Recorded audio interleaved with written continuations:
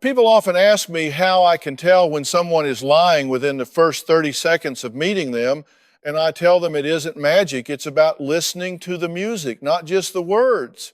Because while people can script their sentences, they rarely know how to script their energy. When I picked up the file for this case, I saw a title that I have seen 1,000 times before. A mother claiming she is under siege, living in a war zone created by her own flesh and blood, begging for someone to step in and save her from a monster she raised. But as I sat there in the green room, thumbing through the notes, looking at the police reports and the frantic handwritten letters from this mother, Diane, something didn't sit right in my gut. You have to understand, I have spent a lifetime studying human behavior. And one thing I know for a fact is that children don't just wake up one random Tuesday and decide to become the enemy. Behavior is a product of its consequences, and it is almost always a reaction to an environment. So when a mother tells me her daughter is the problem, the whole problem, and nothing but the problem, my radar goes up immediately, because that is simply not how family dynamics work. Diane walked onto my stage looking like the picture of maternal suffering, clutching a tissue in her hand before she even sat down, wearing a cardigan that looked soft enough to wrap a newborn in, with her hair perfectly coiffed and her eyes already rimmed with red. She looked like every PTA mom, every Sunday school teacher, every neighbor you trust with your spare key. And the audience immediately leaned in, their hearts breaking for this poor woman who was visibly trembling under the studio lights. She started her story by telling me that her daughter Sarah, who is 24 years old, was a force of destruction that had leveled her life, describing incidents where Sarah would scream until the window shook, throw dishes against the wall, and verbally eviscerate her with language that would make a sailor blush. Diane painted a picture of a young woman who was ungrateful, possibly mentally unstable, and inherently cruel. And she looked me dead in the eye and said, "Doctor, Phil, I have given that girl every ounce of my soul. I have sacrificed my happiness, my finances, and my sanity to help her, and she pays me back by terrorizing me." It is a compelling narrative, the martyr mother and the ungrateful child. And it is one that society loves to eat up because it is simple, it has a clear villain and a clear victim, but I don't deal in simple, I deal in the truth. I watched the video footage Diane had sent in, clips she had secretly recorded on her phone while hiding in the bathroom or standing at the top of the stairs. In the videos, you could see Sarah pacing the living room like a caged animal, her hair messy, her clothes disheveled, shouting at the top of her lungs about how she couldn't take it anymore, about how she was suffocating, smashing a vase onto the hardwood floor in a moment of pure, unadulterated rage. The audience gasped when they saw it, recoiling from the violence of it, and I could feel the judgment in the room shifting heavily against Sarah, locking onto her as the bad guy in this tragedy. But I was watching something else. I was watching Diane's reflection in the mirror in the background of one of those videos, holding the phone steady, not shaking, not running away, but filming with a steadiness that suggested she wasn't afraid. She was gathering evidence. When Sarah finally walked out, the temperature in the room dropped 10 degrees. She didn't look like the monster Diane described. She looked exhausted, worn down to the nub, with dark circles under her eyes and a defensive posture that screamed that she expected to be attacked. She sat on the far end of the couch, putting as much distance between herself and her mother as physics would allow, crossing her arms tightly over her chest as if she were holding herself together with sheer will. She didn't look at the audience, she didn't look at the cameras, and she certainly didn't look at Diane.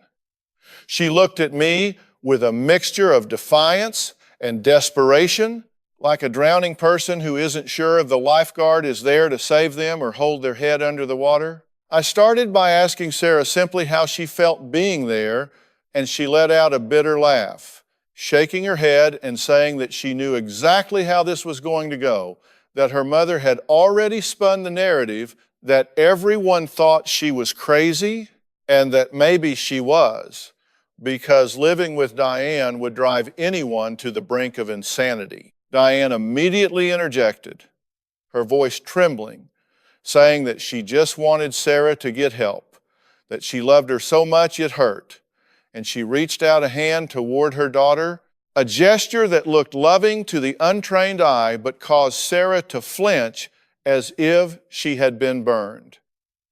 That flinch told me more than the last 20 minutes of conversation. You don't flinch from safety, you flinch from pain, you flinch from a threat, and that physical reaction was a biological betrayal of the story Diane was trying to sell. I looked at Sarah and told her that I wasn't there to judge her, that I didn't care about who threw the vase or who yelled the loudest.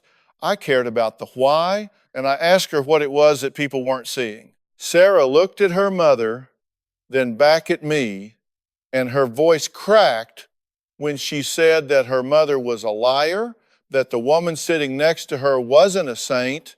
She was a puppet master who had spent the last 2 decades pulling strings and then punishing the puppet for dancing the wrong way. We needed to get into the weeds of this, so I started breaking down the specific accusations Diane had made, stripping away the emotional language to get to the facts. Diane claimed Sarah was financially abusive, stealing money and demanding handouts, but when I pressed for details, it turned out the stolen money was from a joint account Diane had insisted on keeping open for emergencies, and the handouts were actually instances where Diane had offered to pay for things unprompted, only to hold it over Sarah's head later. This is a classic bait and switch, a control dynamic masked as generosity. I turned to Diane and asked her why, if her daughter was so volatile and dangerous, she insisted on paying her rent, insisted on having a key to her apartment, and insisted on calling her 10 times a day. Diane blinked, looking confused, and said it was because she worried, because a mother never stops worrying. But I stopped her right there and told her that there is a difference between worrying and smothering, between supporting and enabling. I could see the cracks starting to form in Diane's presentation. She wasn't used to being challenged. She was used to being pitied. She shifted in her chair, adjusting her cardigan, and her tears dried up instantly as she realized I wasn't just going to hand her a tissue and agree that her daughter was the devil. I turned my attention back to Sarah and asked her about the anger, because you cannot deny that the behavior on those tapes was unacceptable, regardless of the provocation. I told her that you can't change what you don't acknowledge, and right now, she looked like a woman who was out of control. Sarah admitted it, tears finally spilling over, saying that she felt like she was trapped in a glass box, screaming for help. But no matter how loud she yelled, everyone just saw her moving her mouth and assumed she was throwing a tantrum. She said her mother knows exactly which buttons to push, exactly which whispered comments to make when no one else is listening to get that reaction, and then she pulls out her phone and hits record the second Sarah snaps. This is what we call reactive abuse in psychology. It is when a victim is pushed, prodded, and manipulated to the point where they lash out, and then the abuser points to that reaction as proof that the victim is the unstable one. It is a brilliant, twisted strategy because it uses the victim's own survival instincts against them. I looked at the audience and I explained this concept because it was crucial for them to understand that the person yelling isn't always the aggressor and the person crying isn't always the victim. I saw the light bulbs going on in the eyes of the people in the front row. They were starting to see the game. But Diane wasn't going to go down without a fight. She stiffened up, her jaw set, and she looked at me with a coldness that had been completely absent just moments before. She told me that I didn't know what I was talking about, that I wasn't there at 3 in the morning when Sarah was drunk and screaming, that I didn't know the history, and she was right.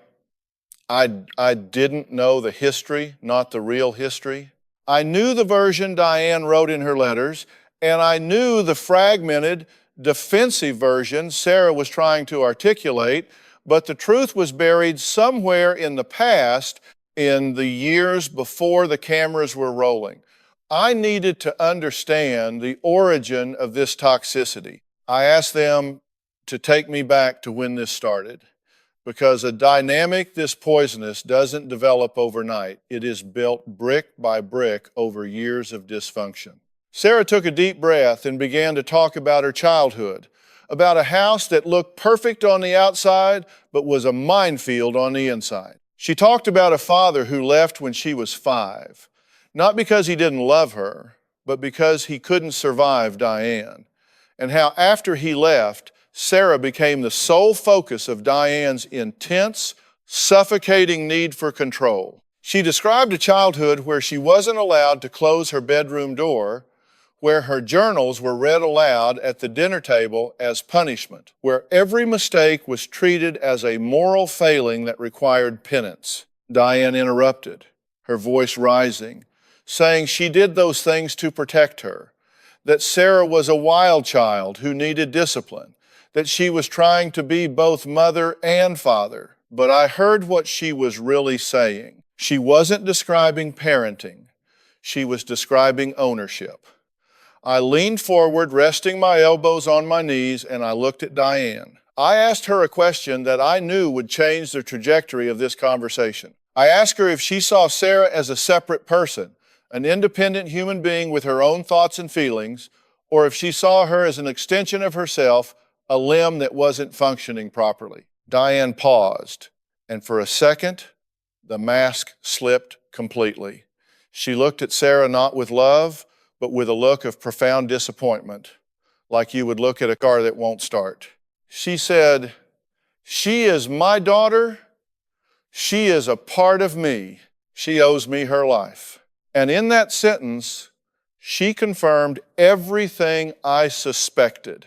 This wasn't a case of a rebellious child. This was a case of a mother who consumed her child's identity and was furious that the child was trying to claw her way out of the stomach. That statement hung in the air, heavy and suffocating, sucking the oxygen right out of the room. When a mother tells you that her child owes her their life, she isn't talking about gratitude.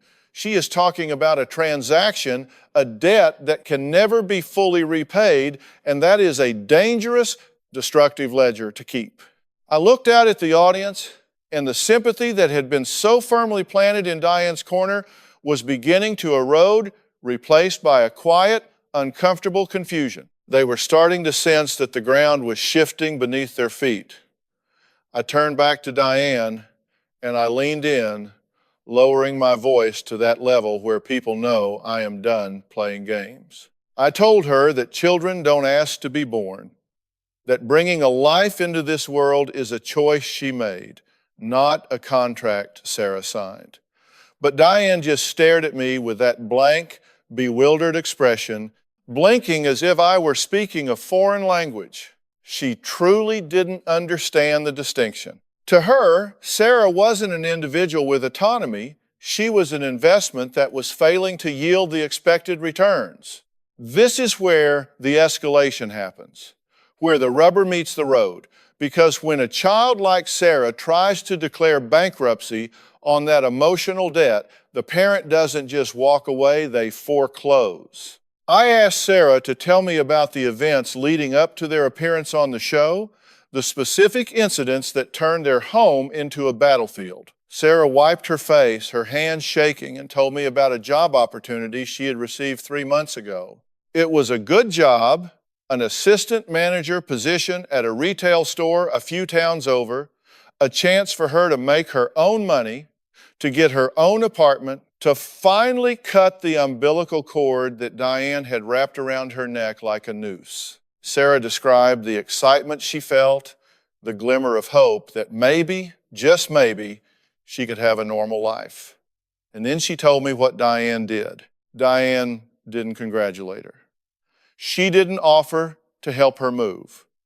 Instead, the day before Sarah was supposed to start, Diane had a medical emergency. She collapsed in the kitchen, clutching her chest, screaming that her heart was giving out, forcing Sarah to call 911, forcing her to miss her orientation, forcing her to stay by her mother's bedside at the hospital. And what did the doctors find? Nothing. Absolutely nothing physical. It was a panic attack, Diane claimed, brought on by the stress of losing her daughter. But I looked at the medical records and I saw a pattern. Every time Sarah tried to take a step toward independence, a new boyfriend, a school application, a trip with friends, Diane had a crisis. I turned to Diane and asked her point blank if she realized that her health seemed to deteriorate in direct proportion to her daughter's independence. Diane bristled, pulling that cardigan tighter, and said I was being cruel, that she couldn't help it if her body reacted to stress.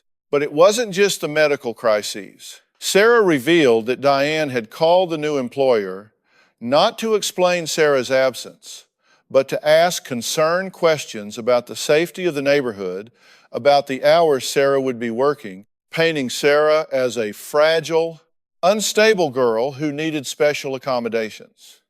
The employer, sensing drama and liability, rescinded the offer. That was the spark that lit the fuse on the explosion we saw in the video. Sarah wasn't just screaming because she was angry, she was screaming because her mother had systematically dismantled her escape route. I looked at the audience and explained that this is called sabotage. It is a deliberate tactical strike on a person's competence to ensure they remain dependent. It is sick, it is twisted, but in Diane's logic, it was necessary. If Sarah succeeds, Diane is alone. If Sarah fails, Diane gets to keep her job as the caretaker. The tension on stage was ratcheting up. Diane was losing control of the narrative, and you could see the panic setting in behind her eyes. She tried to pivot, pulling out a stack of printed text messages from her purse, waving them like a weapon. She said, "You want to talk about abuse, Dr. Phil? Look at these. Look at what she calls me." She started reading them aloud. Messages where Sarah called her foul names, wished she was dead, told her she hated her. The words were ugly. There is no denying that. They were hateful.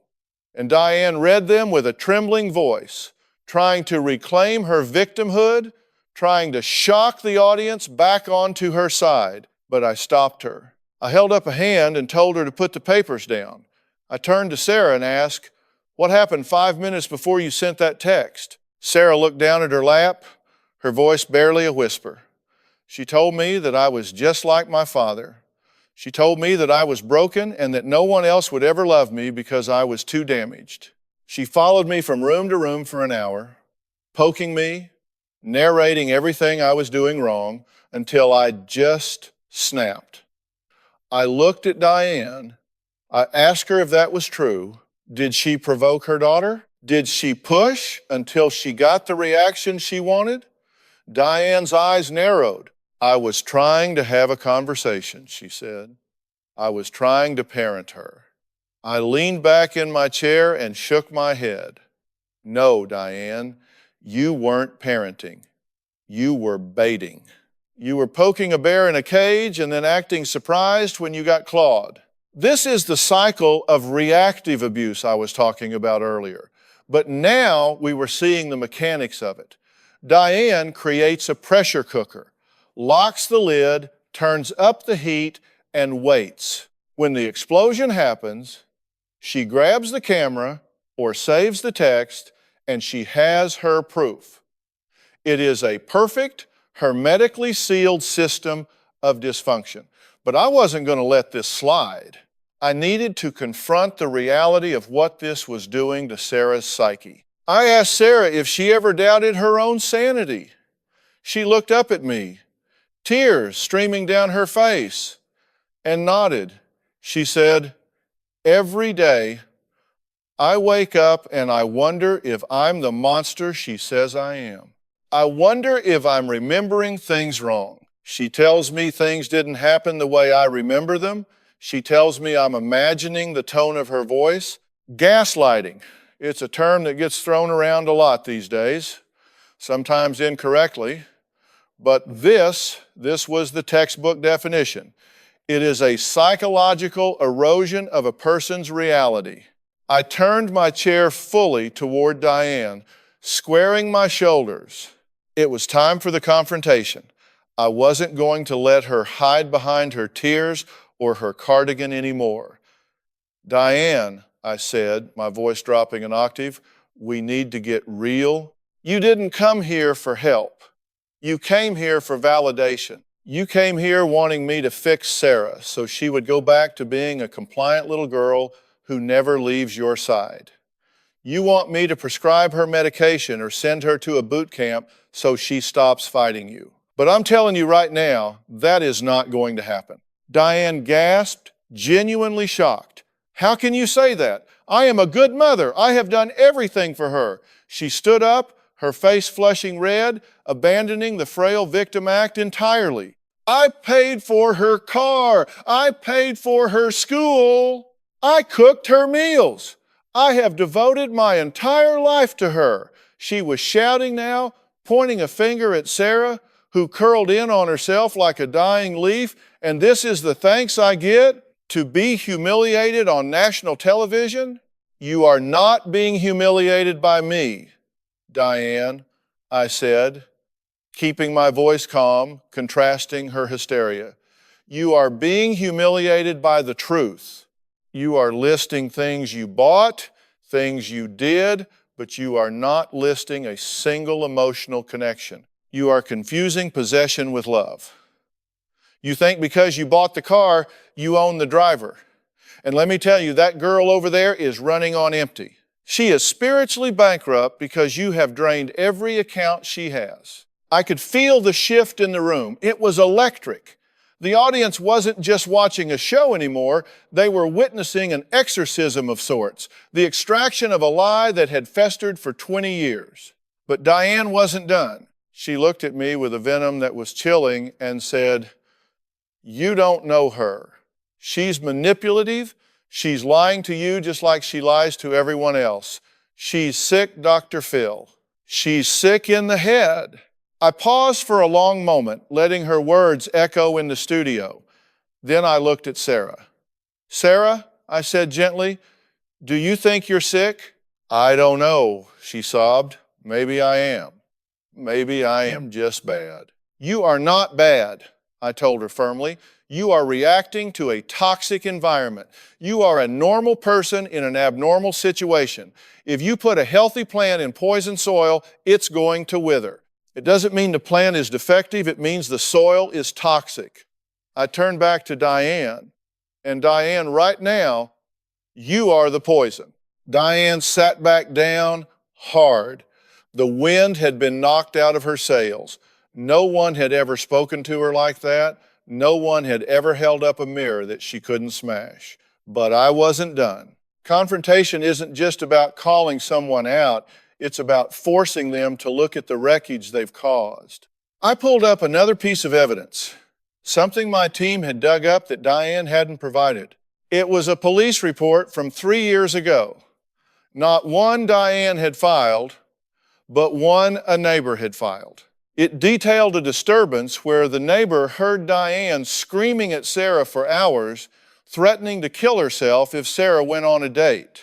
"You left this one out of your file, Diane," I said, holding the paper up. "The suicide threats, the ultimate trump card.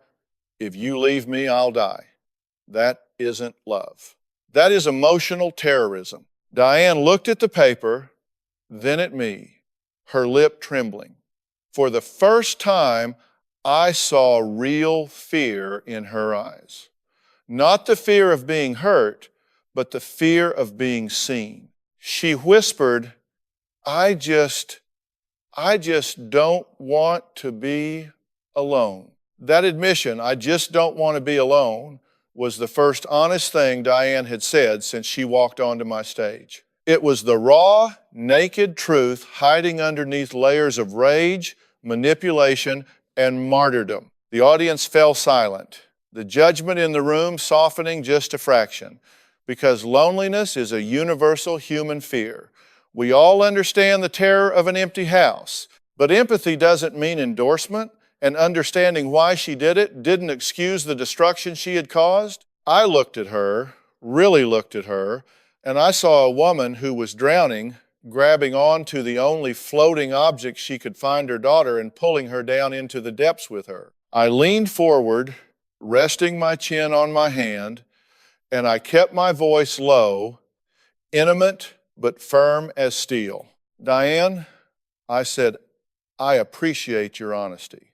It takes courage to admit that, but we have to look at the cost of that fear. You are terrified of being alone, so you have constructed a life where your daughter is your prisoner. You have turned your home into a jail cell, and you are the warden, and you think that if you make the outside world scary enough, she won't want to leave. But that isn't love, that is hostage taking. Diane flinched as if I had slapped her. I am not keeping her hostage, she stammered, her eyes darting around the room, looking for an ally that wasn't there. She can leave whenever she wants. The door is unlocked. Is it? I challenged her. The physical door might be unlocked, but you have installed so many psychological locks on her mind that she can't even turn the handle. You have trained her to believe that her independence is a betrayal of you. You have wired her brain to think that if she succeeds, she is killing her mother. That is a burden no child should ever have to carry. I turned to Sarah. She was weeping silently now, her shoulders shaking, the fight draining out of her. I asked her, Sarah, tell your mother what it feels like when you try to leave. Tell her what goes through your head when you think about moving out. Sarah took a shaky breath, wiping her nose with the back of her hand. She wouldn't look at Diane. She looked at the floor, as if looking at her mother would turn her to stone.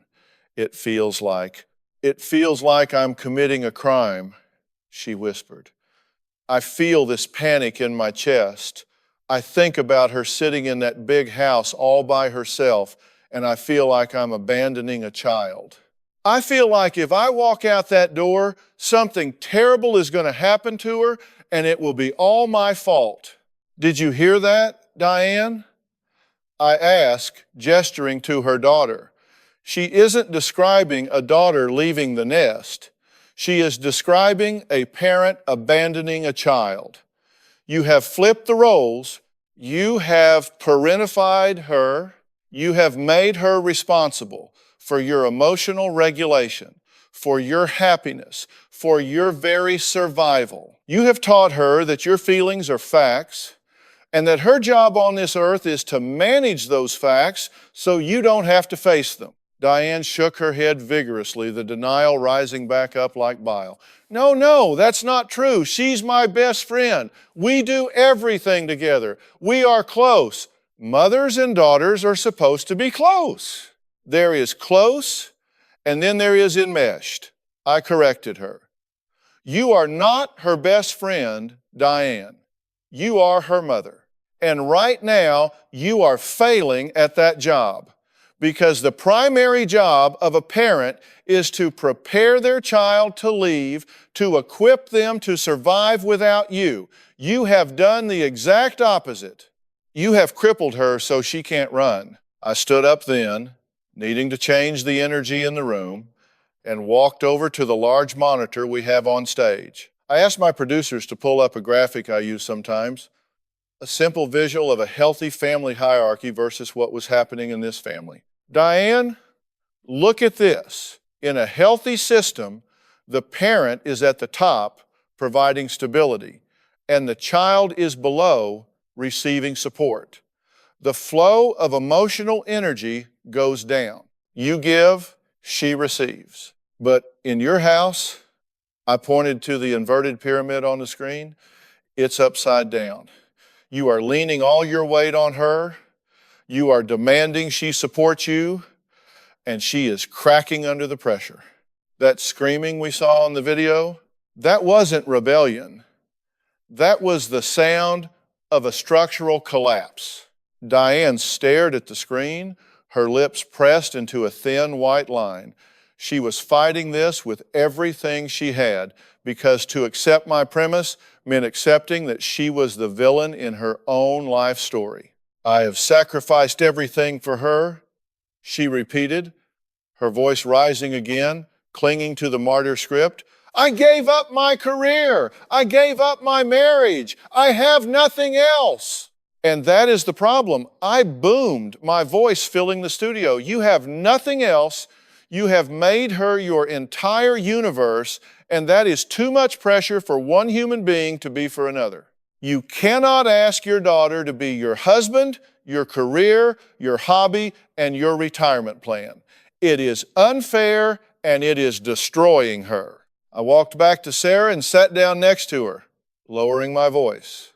Sarah, I want you to listen to me very carefully.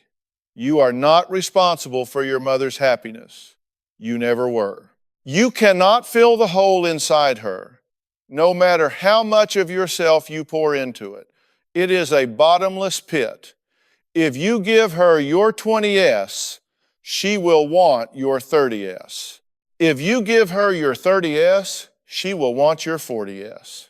It will never be enough until there is nothing left of you. Sarah looked up at me, her eyes wide with a mixture of terror and hope. It was the first time someone had given her permission to stop. But what do I do? She asked, her voice trembling. If I stop, she'll fall apart. She might, I said bluntly, and that is her choice. But you have to choose. Do you want to save her or do you want to save yourself? Because right now you cannot do both. You are both drowning and she is climbing on top of your head to breathe. The realization hit Sarah like a physical blow. She gasped, her hand flying to her mouth. She saw it. Finally, she saw the mechanism. She looked at Diane, really looked at her, not with the eyes of a guilty child, but with the eyes of a woman realizing she had been conned. Mom, Sarah said, her voice stronger than I had heard it all day, I can't do it anymore. Diane's head snapped toward her daughter. Can't do what? Love me? I can't be your life, Sarah said, the tears flowing freely now, but her voice steady. I can't be the reason you get out of bed in the morning. I can't be the only person you talk to. I can't carry you anymore. It's too heavy. You're ungrateful, Diane spat out, the venom returning instantly as she felt her control slipping. After all I've done. Stop it, I interjected, cutting off the guilt trip before it could pick up speed. Diane, look at what you are doing. She is begging you for air and you are calling her ungrateful. You are proving my point with every word that comes out of your mouth. You are so terrified of losing her that you are squeezing her to death. And I am telling you, if you don't let go, you will lose her. She will run and she will never look back. Or worse, she will stay and she will hate you for the rest of her life. Is that what you want? To be cared for by a daughter who despises you? Diane went silent. That question landed. The prospect of being hated was perhaps the only thing scarier than being alone. She looked at Sarah, seeing the exhaustion, the resentment, the sheer depletion in her daughter's face. The anger in Diane's eyes started to fade, replaced by a hollow, haunted look. She slumped back in her chair, the fight draining out of her. I don't know how to be anything else, Diane whispered, her voice cracking. I don't know who I am if I'm not her mother. That, I said, pointing a finger at her, is the most honest thing you have said today. And that is where the work begins. You have an identity crisis that you are medicating with your daughter's life. You need to find out who Diane is when Sarah isn't in the room. You need to build a life that is yours so you can let her have hers. The audience was dead silent. The emotional shift was palpable. We had moved from a screaming match to a profound existential crisis. This wasn't just about a messy room or a stolen credit card anymore. This was about a woman who had erased herself to live through another and the tragic consequences of that erasure. I knew we were at a tipping point. I could offer them the usual resources, therapy, coaching, but this needed something more drastic. This dynamic was an addiction, and like any addiction, it required a detox. They couldn't just go home and try harder. The environment was the trigger. I'm going to tell you what needs to happen, I said, leaning back and crossing my legs. And you are not going to like it. Diane, you are going to hate it, but it is the only way this family survives. I looked at my producers, signaling them to bring up the treatment plan I had formulated in my head. Sarah, you need to move out. Not next month, not next week, today. You cannot heal in the same environment that made you sick. Diane let out a sharp cry, like a wounded animal. No! She can't! She has nowhere to go! She does now, I said calmly. I have arranged for a transition facility, a safe house where she can live, get therapy, and learn basic life skills without you hovering over her. She needs to learn how to pay a bill, how to cook a meal, how to wake up in the morning without you there. She needs to learn who she is. And you, Diane, I continued turning my gaze to the mother who looked as if her world was ending. You are going to treatment too, but not with her. You are going to a dual diagnosis center that specializes in codependency and personality disorders. You need to learn how to self-soothe. You need to learn how to exist in your own skin without using your daughter as a shield. I can't afford that, Diane said quickly, grasping for a practical excuse. I didn't ask if you could afford it, I said. I'm offering to pay for it. But there is a condition, a non-negotiable condition. I paused, letting the weight of the moment settle. For the first 30 days, I said, looking from one to the other, there is to be zero contact, no phone calls, no texts, no letters, no driving by the facility, nothing. Complete and total separation. The silence that followed was absolute. 30 days. To most people, a month is a blip, a vacation, a busy season at work, but to Diane and Sarah, 30 days of silence sounded like a death sentence. I watched Diane's face crumble, the panic rising in her throat like bile. She looked at Sarah, then at me, then back at Sarah, her eyes darting frantically as if she were searching for an escape hatch. I can't do that, she whispered, her voice shaking so hard it was barely audible. I can't not talk to her. What if something happens? What if she needs me? That is exactly why you need to do it, I said, leaning forward, my voice firm but not unkind. You are addicted to her need for you. You get a fix every time she calls in a panic, every time she fails, every time she comes crawling back, and she is addicted to your rescue. This dynamic is a closed loop, Diane. It feeds on itself. The only way to break a loop is to cut the circuit. Sarah was crying softly, her hands covering her face. She looked terrified, but beneath the fear, I saw something else, relief. A tiny, fragile sprout of hope that maybe, just maybe, she could breathe for the first time in her life without her mother's anxiety filling her lungs. She looked up at me, her eyes red-rimmed. Doctor, Phil, I don't know if I can do it, she admitted, her voice trembling. I've never been on my own. I don't know how to be a person without her. That is the tragedy, Sarah, I told her gently. You have been robbed of your developmental milestones. You should have learned how to be a person when you were 16, 18, 20. Instead, you were taught how to be a satellite orbiting your mother. But it is not too late. You are resilient. You have survived this long, which tells me you have a spine of steel under there somewhere. You just need the space to find it. I turned back to Diane. She was weeping now, openly and brokenly, the fight completely gone. She's my baby, she sobbed, burying her face in her hands. She's all I have. And that is a burden no child can carry, I said, softening my tone. Diane, listen to me. You are grieving. I understand that. You are grieving the loss of your role as the center of her universe. But if you don't let her go, you will lose her forever. She will resent you until the day you die. Is that what you want? Or do you want a relationship with an adult daughter who chooses to be in your life, not because she needs you to survive, but because she loves you? Diane looked up, her face streaked with mascara. I want her to be happy, she whispered, and for the first time, I believed her. It wasn't the manipulative, I want what's best for her she had started the show with. It was a genuine, painful admission of defeat. Then you have to let her go, I said.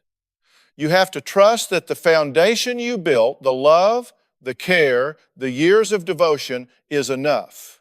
You have to trust that she will come back not as a prisoner, but as a peer. The audience applauded, a warm, supportive sound that seemed to bolster Sarah's resolve. She sat up a little straighter, wiping her eyes. I'll do it, she said, her voice gaining strength. I'll go. I need to know who I am. Diane looked at her daughter, really looked at her, and nodded slowly. It was a small, almost imperceptible movement, but it was a surrender. Okay, she whispered, okay. We arranged the logistics right there on stage. The producers came out with the paperwork, the intake forms for the facilities I had selected. One was a ranch in Arizona for Sarah, a place focused on equine therapy and life skills where she would learn to care for something other than her mother's ego. The other was a specialized treatment center for Diane in California, one that dealt with codependency and attachment trauma. They would be states apart, physically and emotionally. As the show wrapped up, I walked over to them. The cameras were pulling back, the lights were dimming, but the real work was just beginning. I put a hand on Sarah's shoulder and looked her in the eye. You are going to be scared, I told her. You are going to feel lonely. But remember, loneliness is just a feeling. It won't kill you. Growth is uncomfortable, but you are worth it. Then I turned to Diane. She looked smaller now, deflated, but somehow lighter. Diane, I said, this is going to be the hardest thing you have ever done. But you have a choice. You can be a mother who empowers her daughter, or you can be an anchor that drags her down. You have chosen the hard path, but it is the only path that leads to a future. They left the stage separately. That was my rule. No long, tearful goodbyes in the parking lot. No last-minute guilt trips. Sarah got into a car with one of my producers, and Diane got into another. They were driven to the airport in different vehicles, on different flights, to different lives. 6 months later, I sat in my office reviewing the follow-up tapes. The transformation was nothing short of miraculous, though not in the fairy tale way people often expect. It wasn't perfect. Sarah hadn't become a CEO overnight, and Diane hadn't become a Zen master.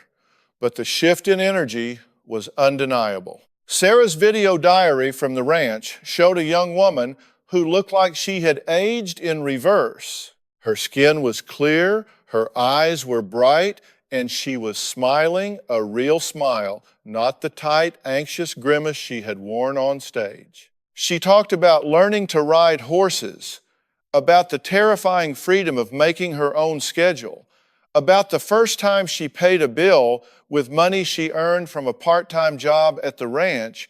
I panicked, She admitted to the camera, laughing. I sat there staring at the checkbook for an hour, terrified I would mess it up, but then I just did it, and the world didn't end. Diane's update was quieter, more subdued. She looked older but softer.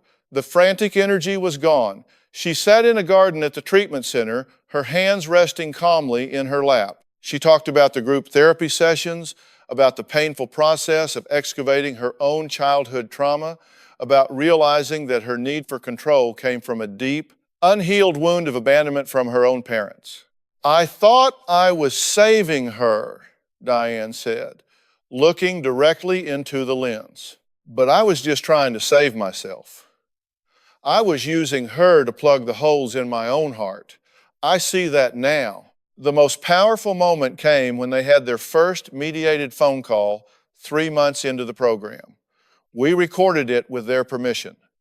The tension was palpable even through the audio. Diane's voice wavered when she said hello, and Sarah hesitated before answering. But then something amazing happened. They didn't fall into the old script. Diane didn't ask, "Are you okay?" in that panicked, smothering tone. She asked, "What have you been doing?" And Sarah didn't answer with defensiveness. She answered with pride. She told her mother about the horses. She told her about a hike she had taken. And Diane just listened. She didn't offer advice. She didn't warn her about snakes or sunburn. She just said, "That sounds wonderful, honey." That simple sentence, "that sounds wonderful," was a revolution. It was an acknowledgement of Sarah's separate existence, a validation of her joy that had nothing to do with Diane. It was the first brick in a new foundation. I brought them back for a follow-up show a year later. The audience gasped when Sarah walked out. She walked with a confidence that was unrecognizable from the hunched, terrified girl who had sat on that couch. She wore her hair down, her clothes were bright, and she looked me in the eye and shook my hand firmly.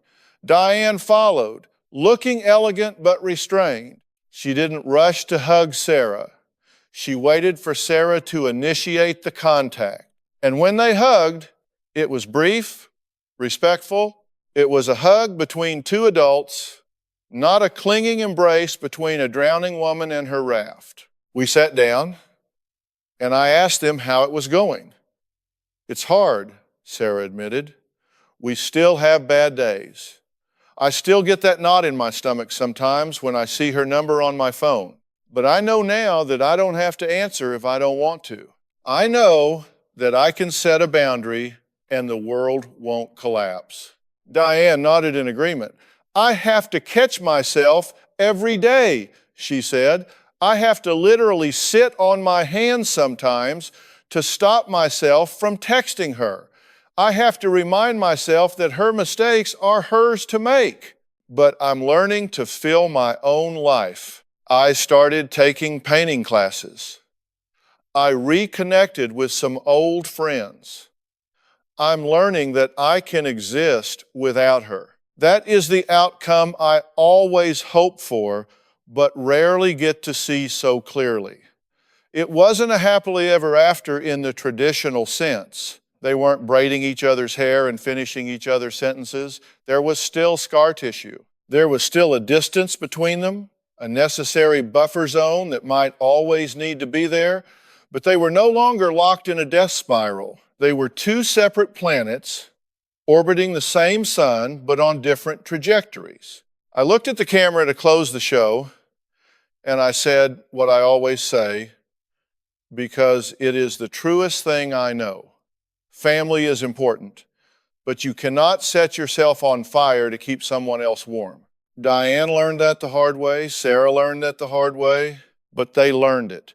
And because they were willing to do the work to face the ugly, painful truth about themselves, they have a chance at something real. Not a fantasy, not a role play, but a real, messy, honest relationship. I walked off stage that day feeling the weight of their journey. It is a heavy thing to dismantle a life and build it back up from scratch. But as I watched Sarah laughing with a producer backstage and Diane showing photos of her paintings to a cameraman, I knew we had done the right thing. We hadn't just saved a relationship, we had saved 2 lives. And that, folks, is why I do what I do.